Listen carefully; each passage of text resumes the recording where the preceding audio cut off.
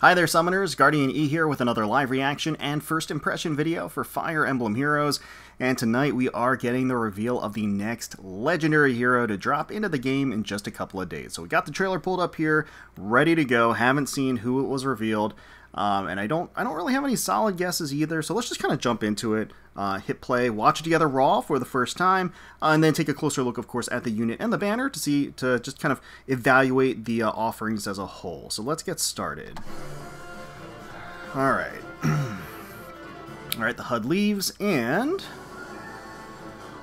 a new legendary hero joins the battle. Wait, this is Fate's...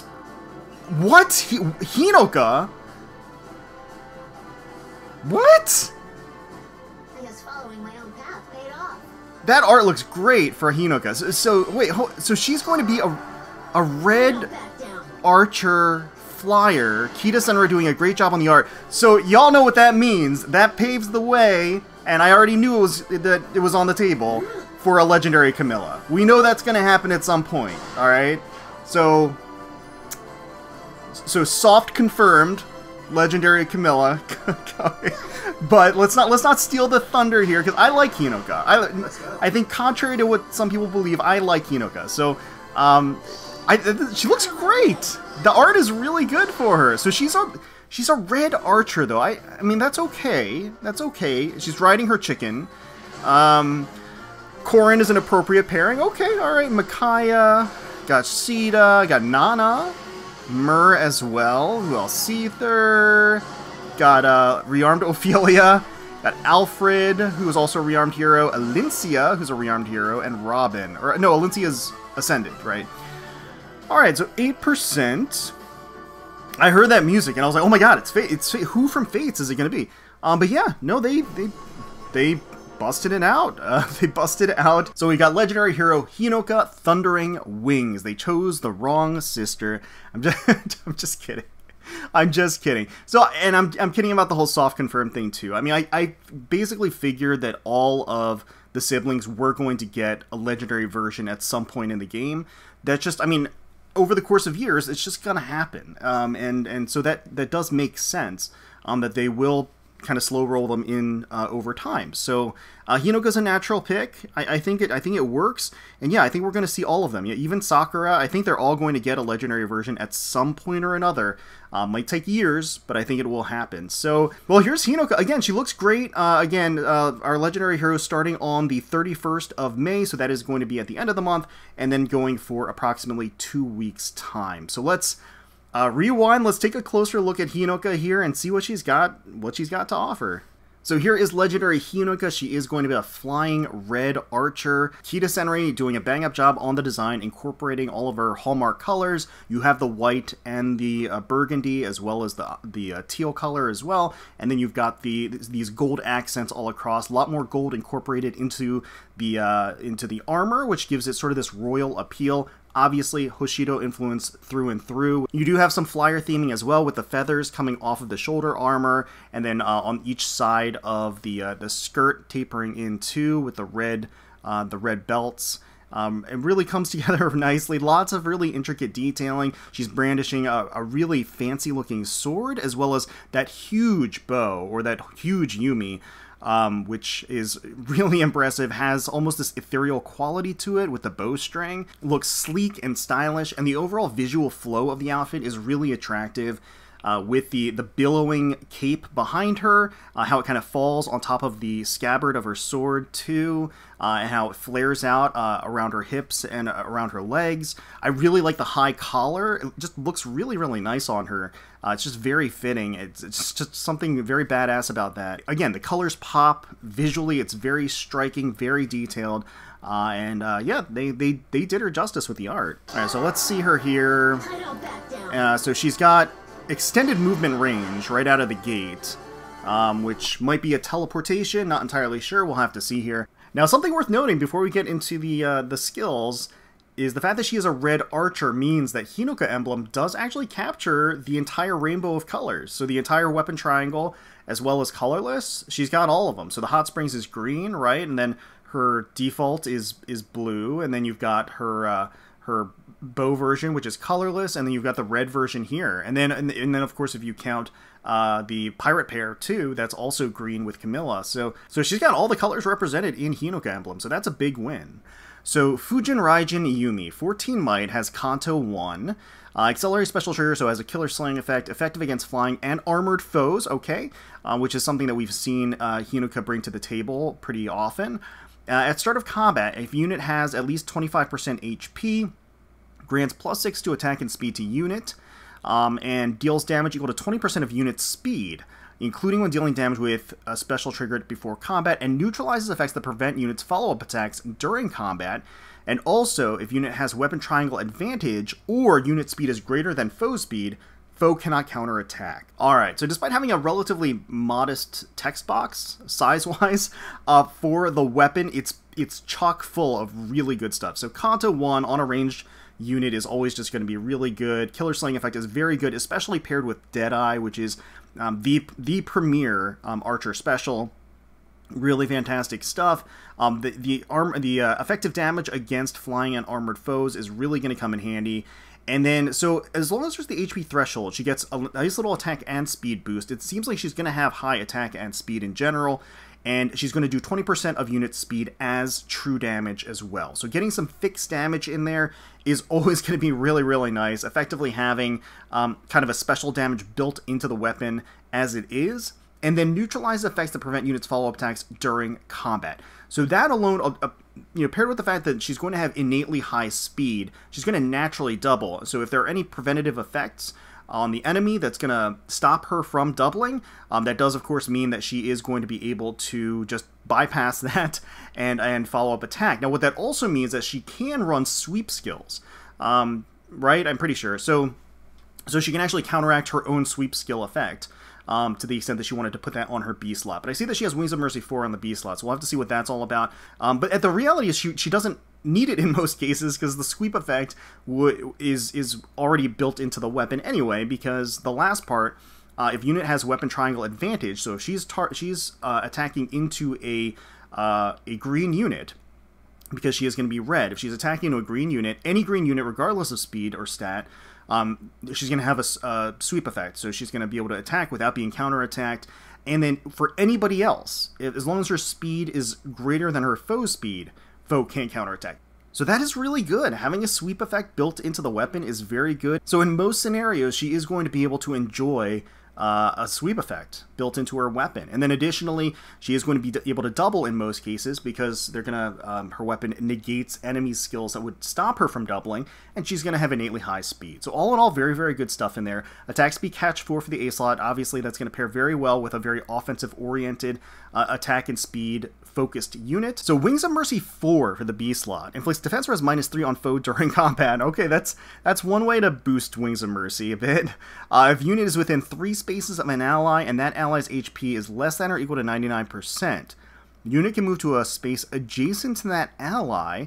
If an ally's HP is less than or equal to 60%, unit can move to a space within 2 spaces of that ally. Okay. So I do like the fact that when boosting this B slot skill, when boosting Wings of Mercy as a whole, they gave it some innate value. So the -3 to defense and res, irrespective of everything else, actually gives it some play. So the rest is this interesting 2-tiered approach to Wings of Mercy. So if an ally has 99% HP or less, so they've taken any damage at all, and they're within 3 spaces, she can teleport next to that ally, which is pretty good.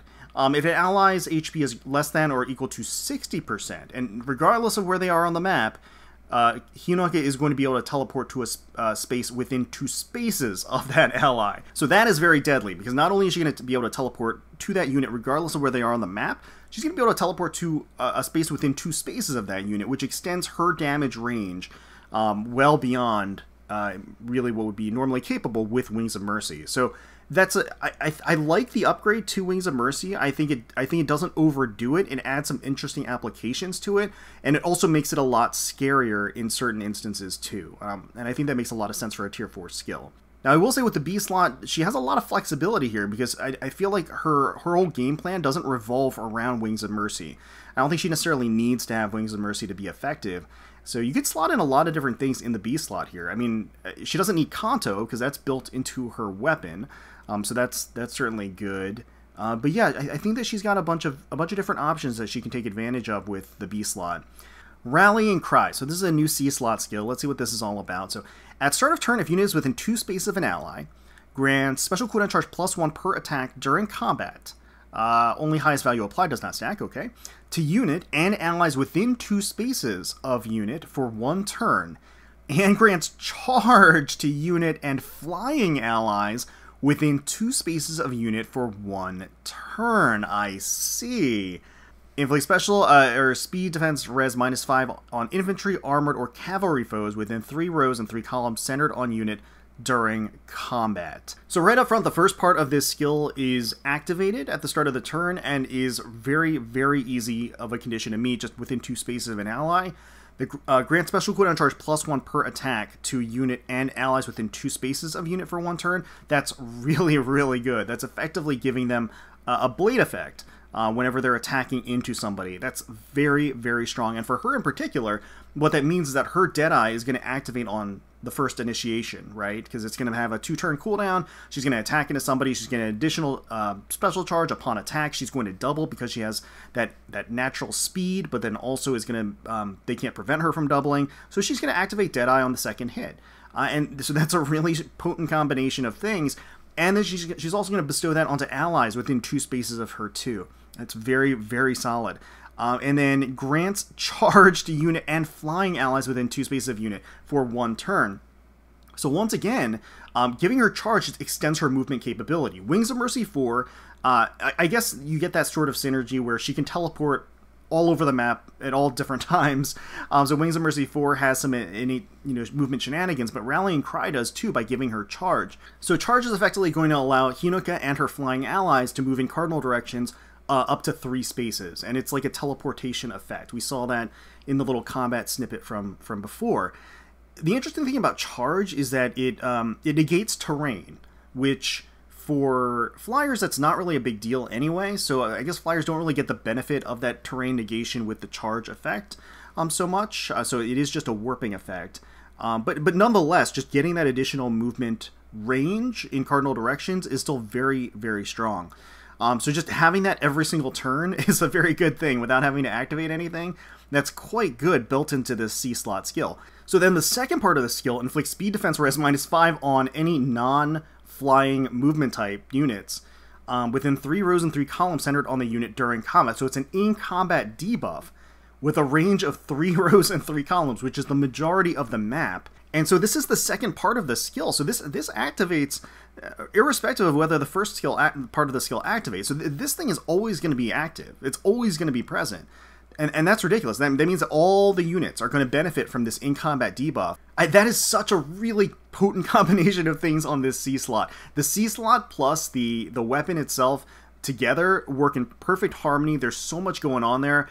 But that makes flying teams way, way scarier when she's leading them or a part of that fleet. So yeah, that C-slot skill is really, really good. Lot of applications, lot of value, and then her weapon is gonna slap real hard too. She's got a lot of good stuff here. The Wings of Mercy 4 is good. I mean, it's good. But again, I think it's a flex slot. I think you could put a lot of things in there that she could take advantage of too. That glowing arrow looks so cool. And then she's got the Kanto as well. You see the little symbols on the sprite there showing the teleportation there. Just how deadly it can be. Really, really strong stuff. And then the Deadeye, of course, making quick work of any unit. That armor effectiveness as well. 210 damage. Big number damage. So naturally, Hinoka is going to be making her debut in the red stones. And then alongside her is going to be Nana, which is really strong as a legendary hero. She's very strong as well. And then Ophelia as a rearmed hero. So that's very good. It's actually a very good combination of characters that are shining brightly on the red stones. Ophelia, we've just had access to a number of times recently. That kind of dampens the impact a little bit, just because we've had situations where we could get her, and also at a much higher rate. And so that does, I feel like, soften the value of Red just a hair. I mean, again, she's getting more copies of her is not a bad thing per se, but I think a lot of people that wanted her at this point have her, just by nature of her appearing on other banners recently. Now on colorless, we have Corrin, we have Micaiah, and we have Alincia, Ascended Alincia. That's a very strong showing for colorless. I gotta say, that's quite good. Corrin's the oldest unit, but she's still so good. Micaiah is very strong. Alincia is not limited. She is actually in the regular pool as an Ascended hero, but really breaking ground with being the first hero introduced that gives us an offensive special for healers. Also, just having great skills for healers in general. Colorless, it's quite solid. It is quite solid. And then for green, we've got Dagger, we've got Robin, and we've got Seether. Okay. So all legendary heroes, or legendaries or mythic heroes on this one. Seether, everybody got guaranteed, of course. Everybody has a copy. Robin is relatively recent. Dagger has been around for a while. I still don't have Dagger after all this time, even though I really like her. I would say the fact that everybody has Seether does give a little ding to green as a whole, but it's certainly not as though Seether is a bad get. She's very, very strong. Robin is also very, very strong. Dagger, in her own right, is pretty good too. So yeah, that's not bad. And then we've got blue. So for blue, we've got Sita, we've got legendary Sita, we've got legendary Myrrh, and then we've got a rearmed Alfred.